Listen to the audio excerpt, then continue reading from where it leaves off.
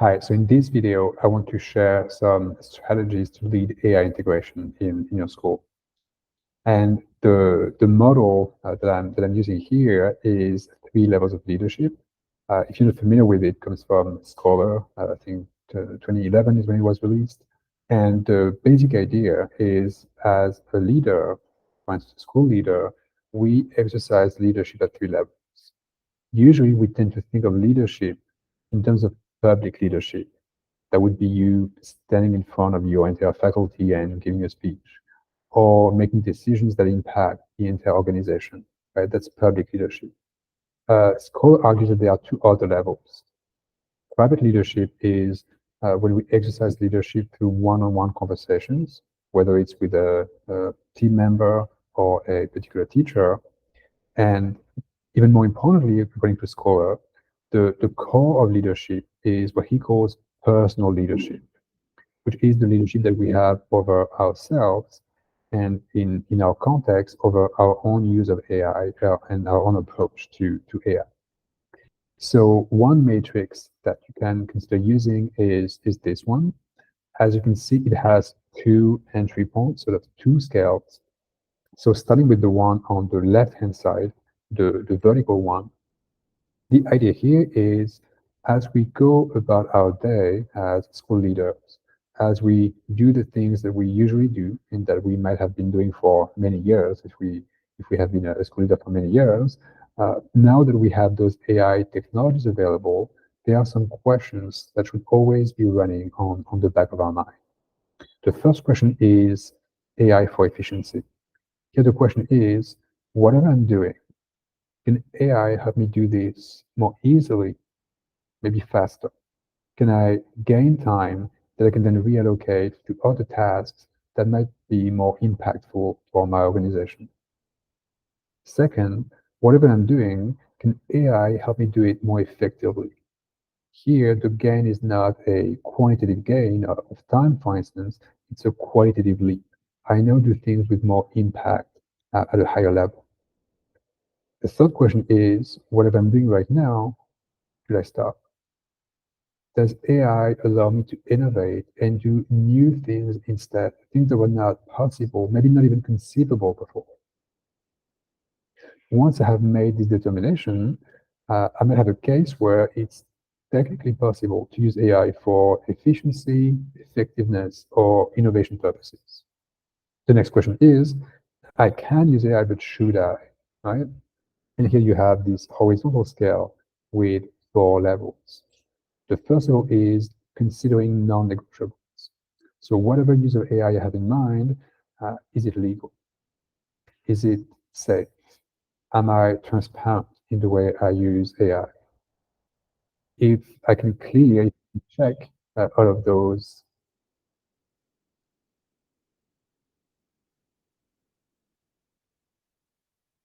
if my AI use passes this test and I can check all of those boxes, then the next question is considering unintended consequences. What's very important here is there is always a risk when a new technology comes around that we will use it either simply because it's new or simply because it makes certain things easier and faster. Now, things that are now easier and faster are not always best practice. That would be true for a teacher. AI makes certain things easier, but they are not the best pedagogical practices. So we might use them to an extent, but we should not transform our teaching so it only matches what AI can now do for us easily and fast, right? The guiding principle should be the best practice, not whatever AI makes easier. The other issue is the potential of skill loss. As we delegate things to AI, we ourselves have less and less experience, less and less practice in doing certain things, so we might lose certain skills. We want to make sure that the key leadership skills are not lost along the way. So as we use AI, we should keep in mind best practice and using it to improve our skills, not delegate certain tasks so that we lose those skills. The third question is agency. There's this principle that actually comes from the UNESCO, which is the idea of keeping humans in the loop. For instance, we do not want to delegate any final decision to AI, right? The responsibility of the final decision should always rest with a human being. So along the way, in a complex process, tasks can be delegated to AI and automated. Maybe even certain decisions can be delegated to AI, but the final decision, such as assigning a grade or hiring or selecting for interview, etc., we should always have a human eye revisit the process. Even if it's quality control, where we check some of the AI outputs so that we ensure that it aligns with what we want in our preferences. And finally, the last question is impact. As we use AI, how do we measure how well it does what we're hoping it will, and how do we scale that? So those two sets of considerations, those two scales, we can use them to guide our own use of AI as school leaders. We can also use it in our teams and in our entire organization. For instance, a very simple exercise that we've used at my school that you can use in your context is this thinking routine, fairies and vampires.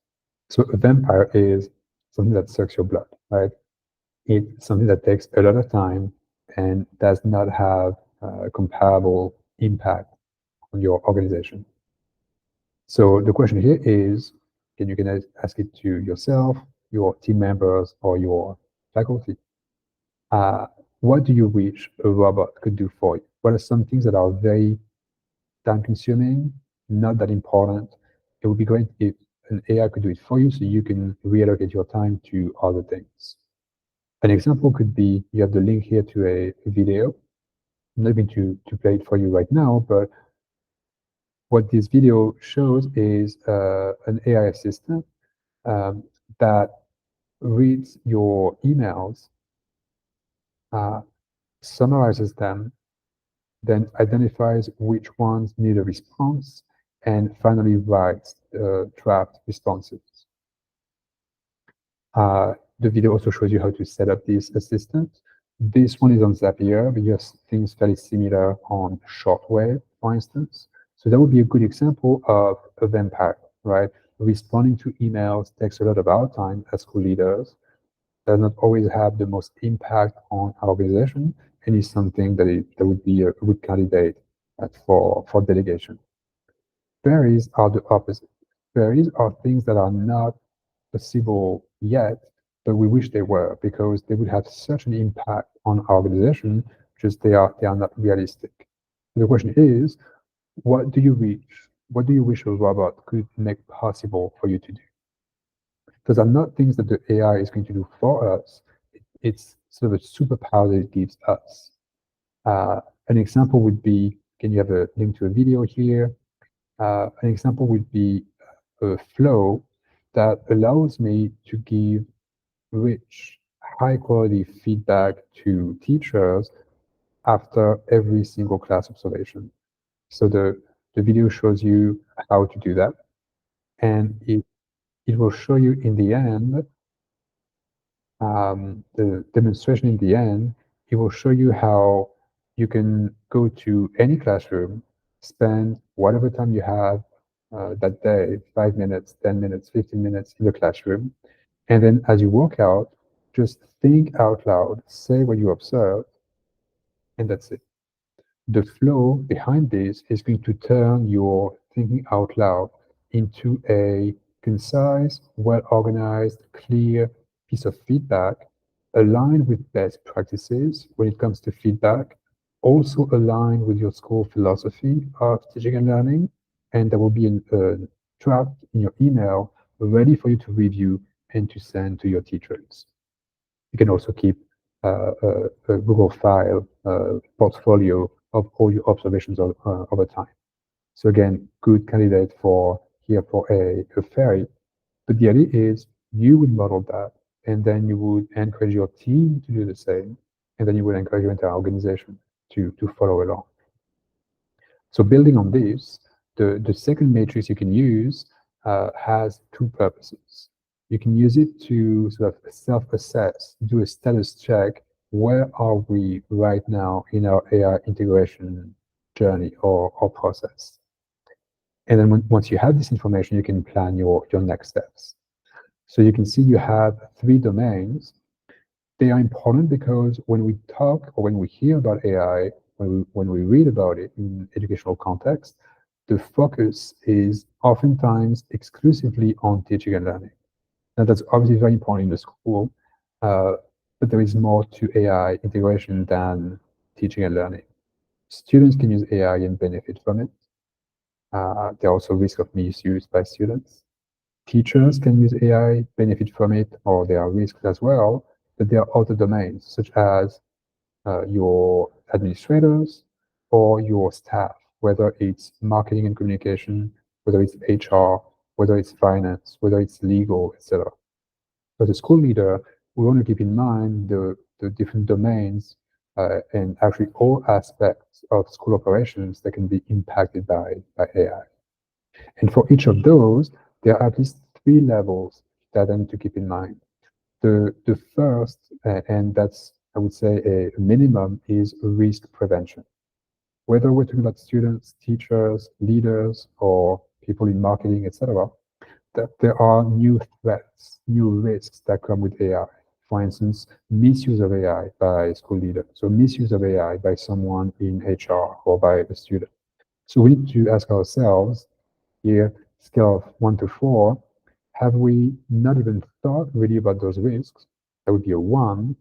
Or have we thought through those risks, developed a plan, implemented this plan, and we are in the process of monitoring and constantly improving, like 1 to 4. The next set of considerations is efficiency gains.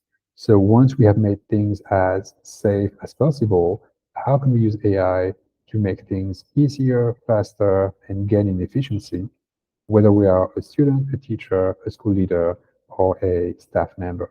Again, we can self-assess what the school is 1 to 4. And finally, innovation. Have we taken advantage of new things that were not possible, maybe not even conceivable before without AI? Again, scale 1 to 4. So in the end, that would give you a score anywhere between 9 to 36, and that's at one point in time. Looking at the detail of your score, you might see for risk prevention, we have nothing for operations. So that maybe should be the focus next year. For innovation, we have nothing for leadership. Maybe that's the focus for next year. I do want to share with you some tips on how to roll out this strategy in your school. That is based on what we are doing at ASP, but very much aligned with other models that have been proposed by Teach AI, for instance. So the first step would be providing guidelines.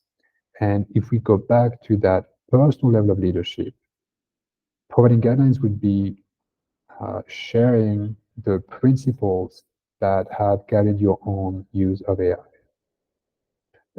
You have a link here to an ebook that I wrote that gives a philosophical foundation on which we can build both AI policies and AI literacy or competencies framework. So you might want to check this out if you do not yet have AI policies or competency frameworks. Once people have guidelines, the next thing we need is for people to actually use AI following those guidelines. And here, the recommendation would be look for and recruit your early adopters. You will have in your school some people who are more interested, more tech savvy, happen to have more time that particular year or at that point of the year, and are willing to try new things. So you have given them guidelines, you now have identified who they are. What you want to do is incentivize them. What we have found to work is, for instance, to provide an option to earn a micro-credential. So we have developed a micro-credential at ASP for our own employees, but it is accessible to anybody around the world.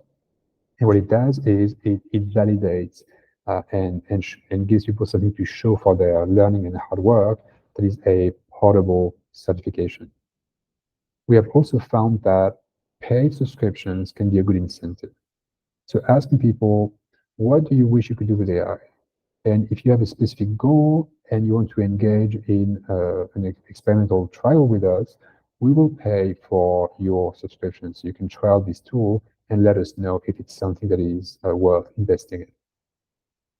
Next, once we have the guidelines and we have recruited people, we want to make sure that they set specific goals. So we are not going to simply pay for a subscription and then hope for the best. We are going to set specific goals and provide the training, provide the coaching so they know how to use the tool, so they know how to use it in their team, in their class, wherever it is. And we are going, just like we would in any coaching cycle, we are going to collect and analyze data with them. And very importantly, we are going to ask for their feedback on the tool that they're using, for instance, and evaluate this tool. You have a link here to a document that has a template you can use to design your own evaluation rubric. What you think is important that a tool should do or should not do for you to invest in it and to scale. That will be the last step in this process. Once you have all those different experiments going around in your school and you're collecting data and you're learning about what works, what doesn't, then you can decide what to scale. So what tools to invest in and share more widely and which ones to discontinue. And that is why you have this back arrow. But what we found is when we start small with early adopters, as they become more familiar with the tool, as they can train others, as they become excited about what it does, it becomes easier and easier to recruit people and sort of grow over time. This is an example of getting principles that we have at ISP, our AI core values. Essentially what we did was we have core values at the school, and we align our AI integration approach with those core values. So those are the resources available to you. The ebook, a number of articles that I wrote on the subject, the evaluation tool, as well as different bots that you can use. The first one here is the same as the matrix with the survey or the questionnaire that helps you self-assess your progress in AI integration. The last one here is an SLT assistant. And I think it's a good example of how you can use AI in a leadership capacity in a school. I'll show you very rapidly how it works. So you would share with this AI assistant a change initiative that you have in mind. So let's say, help us plan AI integration in our elementary school. Now that might be an initiative that you have as a leadership team, where we want to roll out, we want to try and see how can AI help. We want to see as an SLT what might be some risks and what are some potential benefits of AI integration in an elementary school context. Now, doing that well, as you know, takes a lot of time. I would have to do the research and see what are some relevant models, what are some relevant theories. I would need to come up with a detailed action plan. I would need to have a step-by-step process. And sometimes, because we do not have the luxury of doing all those research and all this thinking, we go ahead with some change initiatives without doing all the necessary. What we have here is an assistant that is going to help us do some of this work. So it is going to do some research, tell you what are some relevant strategies, models, theories, and then give you a step-by-step plan aligned with those best practices. Obviously, I would not go ahead and simply follow this step-by-step plan, but I would review it, make sure it is good, maybe adapt it even more to our own context, and it essentially did 80% of the work for me. Right? I can now focus on the 20% that really matter, that final touch that is going to make it just perfect. So again, good example here of how we can easily use AI as a school leader to improve our practice. The last thing I want to share with you is this opportunity. Along with colleagues from different schools, we are working on putting together a group of like-minded people in schools who want to safeguard AI integration in our schools. Safeguarding means we want to encourage people to experiment with AI, see what it can do. We want to provide guidance, but we want to make sure that this is safe and responsible. So you can simply, you'll have the link below in the description of the video. Feel free to express interest and join us in this effort.